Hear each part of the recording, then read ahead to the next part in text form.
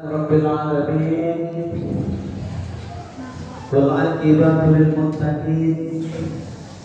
Asyhadu an la ilaha illallah wahdahu la syarika lah wa asyhadu anna Muhammadan abduhu wa rasuluh.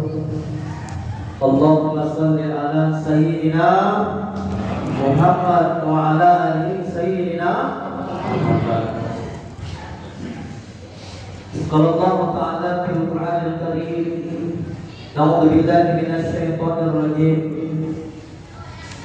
Ya ayyatuhan nafsul mutmainnah irji'i ila rabbiki radiyatan mardiyah fadkhuli fi ibadi wadkhuli jannati. Shadaqallahul azim. Yang sama-sama kita hormati para alim ulama, tokoh agama, ustaz, ustazah, bapak haji, ibu hajah, pengurus PKM beserta jajaran, kepala desa, dewan perwakilan rakyat, para remaja, remaji, adik-adik yang semuanya tidak dapat disebutkan satu persatu namanya. Mudah-mudahan kita semua dimuliakan oleh Allah Subhanahu wa Ta'ala. Kita berharap kepada Allah begitu cepat putaran waktu pada malam hari ini, malam yang ke-21 ya bagaimana? Jadi perlu kita cek. Ibu sehat? Masih sehat. Bapak sehat? Sehat ya. Tak ada yang sakit kepala kan? Baju hari raya udah beli? Kalau belum beli, tanya sama bapak kapan dibeli. Ini masa-masa menantikan Lailatul Qadar. Kemudian yang kedua Lailatul Bakar. Lailatul Qadar sama Lailatul Bakar itu dinantikan para oma-oma. Semoga ibu-ibu ini terus disehatkan oleh Allah, diluaskan rezekinya oleh Allah Subhanahu wa Ta'ala. Amin. Para remaja-remaja yang terus tetap istiqomah untuk menjadi yang memakmurkan Masjid Al-Huda ini. Amin. Semoga kita semua terus bersemangat walaupun kehidupan kita berbeda-beda adanya. Namun kata Allah Subhanahu wa Ta'ala, kita harus menjadi manusia yang tenang. Ebo, tenang. Tenang aja. Mau hujan tenang. Hujan lebat tenang. Suami tak kerja tenang. Iya. Bapak itu juga Pak. Makin tahun istri kita tuh Pak makin berubah wajahnya Pak. Dulu cantik, sekarang udah tak cantik. Tenang. Karena setiap titipan Allah itu harus kita syukuri. Kalau siapa yang banyak bersyukur akan ditambah oleh Allah nikmat-nikmat berikutnya. Pada hari ini dibuktikan oleh Allah, kita sehat, kita punya waktu. Niatkanlah kita beriktikaf di masjid ini sunnah karena Allah. Semoga duduk kita pada malam hari ini menjadi amal ibadah, mungkin menjadi salah satu yang menjadi saksi nanti di hadapan Allah menyelamatkan kita dari pertanyaan munkar nakir. Senang dan bahagia ketika kita hidup di atas dunia ini apabila waktu kita sisihkan, kita infakkan, kita sedekahkan untuk menjalin silaturahim di tempat ibadah ini. Ada dua keberkahan, satu keberkahan umur, kemudian keberkahan rezeki. Semoga kita semua diberikan oleh Allah keberkahan itu. Kata Allah Subhanahu wa Ta'ala, kita semua harus meminta kepada Allah. Boleh kita berusaha, tetapi ud'uni astajib lakum. terus berdoa kepada Allah Subhanahu wa taala. Yang kedua, wa'tasimu bihablillahi jami'an wa la tafarraqu. Yang pertama, yang kedua, kita harus berpegang teguh kepada tali agama Allah. Bu, kita ini kadang-kadang diuji dengan sakit, diuji dengan kekurangan harta, diuji oleh suami, diuji oleh istri, diuji oleh anak, diuji oleh alam. Banyak alam-alam yang di luar sana sudah banjir, betul? Longsor, betul? Tapi kita di sini masih dalam keadaan tenang. Semoga ketenangan itu sampai akhir masa. Ya amin, amin. Rumah tangga kita tenang, anak membawakan ketenangan, tetangga membawakan ketenangan, tak gelisah kita. Supaya kita bisa terus yakin kepada Allah, ibadah kita itu memang ikhlas lillahi ta'ala, maka sama dengan berhasil kita dalam mengerjakan perintah Allah dan berhasil kita menjauhi larangan Allah Subhanahu wa taala sesuai kata Allah dalam Quran surah Al-Baqarah, takut.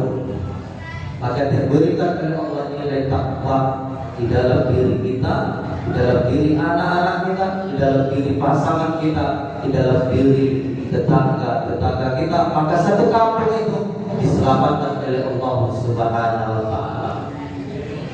Itulah orang yang berpegang teguh kepada tali agama Allah. Yang kedua, jangan bercerai-berai.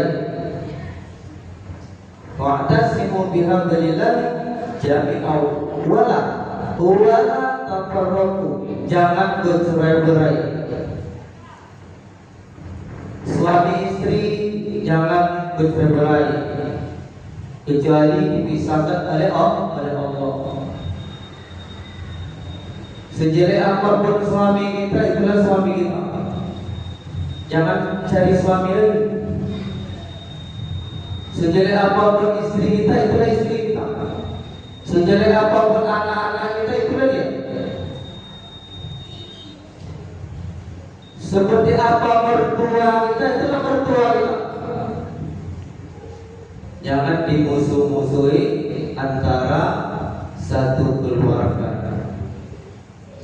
Demi Allah, kalau siapa yang memutuskan tali silaturahim, maka percuma dia rukuk dan sujud di hadapan Allah kalau dia berpisah dan suka memisahkan diri dan suka dia memutuskan tali silaturahim.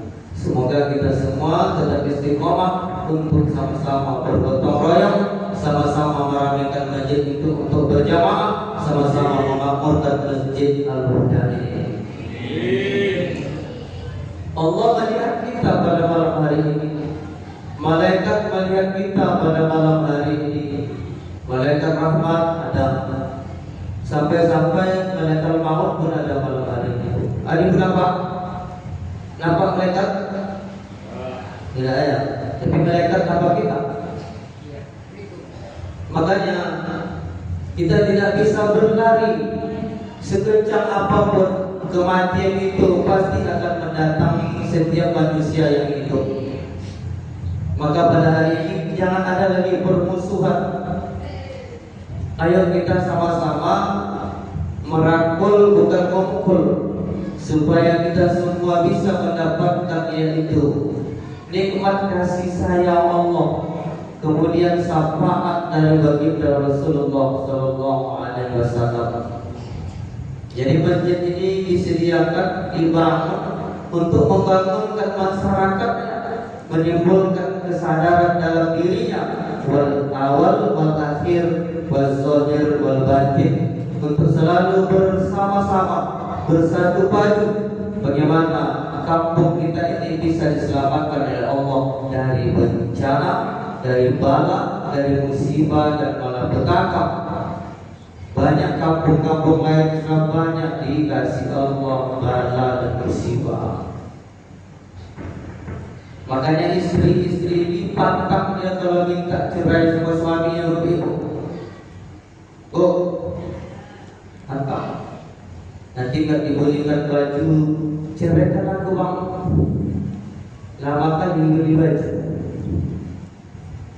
Suami itu juga jangan jadi suami yang cengeng. Suami yang cengeng itu suami yang bagaimana? Suami yang lemah agama. Suami yang suka merajuk. Suami yang tak bisa mempimpin keluarga. Yang tahu dia makan, besarnya badan. Makanya puasa ini syaratnya ada. Yang pertama Islam dia. Kalau Islam wajib berpuasa. Pak Ustaz, itu tetangga kita puasa. Berarti dia tak Islam. Tidak puasa Islam dia. Iya tak Islam itu. Iya tetangga kita puasa. Berarti tak Islam dia. Islam Islam. Yang kedua, balik. Tahu balikmu? Balik itu dia bisa membedakan mana yang baik dan yang buruk. Ustaz, itu mama kami tak puasa. Berarti belum balik. Itu sekolah itu tak puasa, berarti belum balik. Apa pula belum balik anaknya banyak ternyata. Itu kan perasaan. Jadi kalau dia puasa itu memang harus ada syarat. Nah kemudian yang ketiga berakal. Bapak Ibu yang dimuliakan oleh Allah, jamaah Masjid Al-Huda yang baik-baik, yang cantik-cantik, yang ganteng-ganteng. Kalau puasa itu harus berakal. Pak Ustaz, apa? Itu tetangga kami tak puasa, berarti tak berakal. Tak ada akal ya.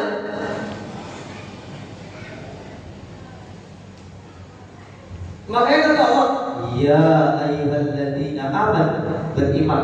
Bukan kata Allah itu ya ayyuhal muslim, hai orang-orang muslim, ya ayyuhal insan, hai manusia. Tidak. Tapi yang dipanggil iman. Kalau dia merasa beriman, puasanya. Jadi kalau dia berakal, berarti dia wajib puasa.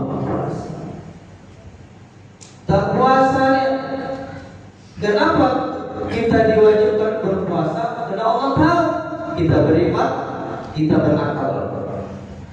Makanya Allah bilang, afala ta'qilun. Puasa artinya menahan diri.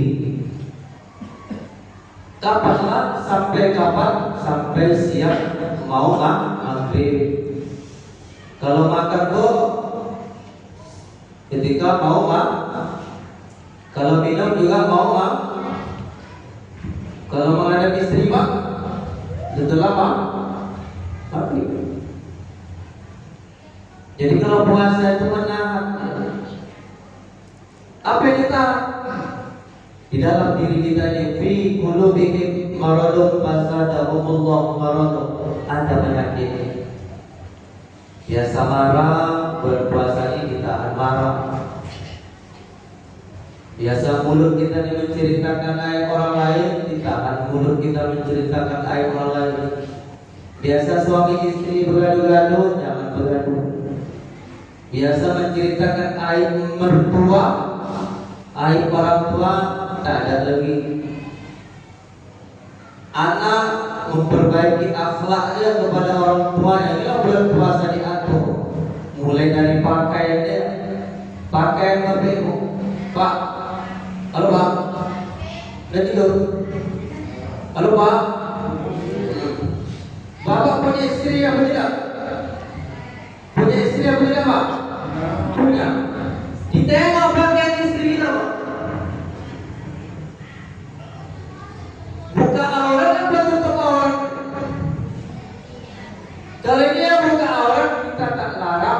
dayus, mendukung perbuatan buruknya. Tapi Pak Ustaz, istri aku tak cantik, tak apa-apa. Yang penting tutup mau. Anak gadis itu anak gadis, punya anak gadis, punya Pak Ustaz. Disuruh dia tutup aurat sebelum datang balok. Nanti kalau balok ya.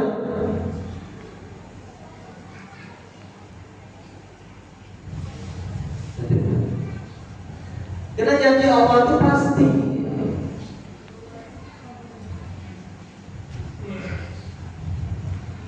Jadi kalau kita punya istri, punya anak, perhatiin pakaiannya. Kita nih Pak, kita nih Pak kalau udah sholat, mohon maaf. Kalau udah sholat, apalagi kalau dia BKM, ketua 1, ketua 2, najir. Kalau udah sholat jangan pakai celana pendek lagi. Mana batas aurat? Dari atas di pusatnya sampai ke bawah tutup. Najir boleh kita robak. Tadi mohon maaf ya, mohon maaf. Jangan pakai celana pendek, apalagi kalau mama-mama ini udah tua.